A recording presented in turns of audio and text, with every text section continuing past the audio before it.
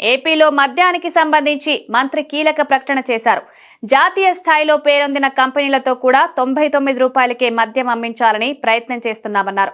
రాష్ట్ర వ్యాప్తంగా 99 రూపాయల మద్యానికి మంచి ఆదరణ వస్తోందని, ఇప్పటి వరకు 5 లక్షల కేసులకు పైగా విక్రయాలు జరిగాయన్నారు. జాతీయ స్థాయిలో పేరొందిన సంస్థలు సైతం ఈ మద్యకం అమ్మకాలు ఎలా ఉన్నాయో చూస్తున్నట్లు తెలిపారు.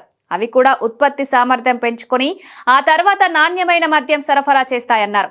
ఇప్పటికే పలు కీలక కంపెనీలతో సంప్రదింపులు జరిపినట్లు తెలిపారు.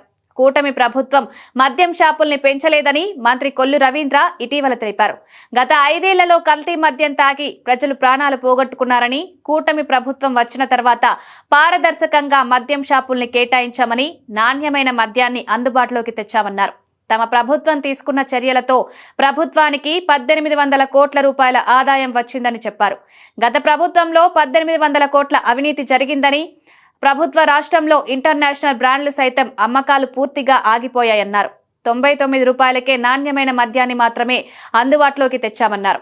కొత్త మద్యం విధానాన్ని తీసుకొచ్చి మద్యం ధర తగ్గించామని, గత ప్రభుత్వ మద్యం అక్రమాలపై సిఐడి విచారణ జరుపుతామని తెలిపారు.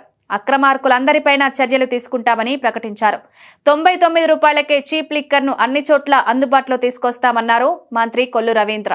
పొరుగు రాష్ట్రం కంటే ఏపీలో ధర తక్కువే ఉండేలా టెండర్ కమిటీ ద్వారా మద్యం రేట్లను నిర్ణయిస్తామని తెలిపారు. గతంలో ఉన్న 3396 షాపులకే టెండర్లు పిలిచి లాటరీలో కేటాయించామని, వీటిలో 10% కల్లు గీత కార్మికులకు కేటాయించినట్లు చెప్పారు.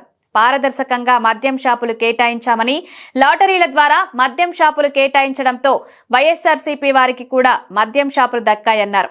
అలాగే బెల్ట్ షాపులపై చర్యలు తప్పవని హెచ్చరించారు మంత్రి కొల్లు రవీంద్ర.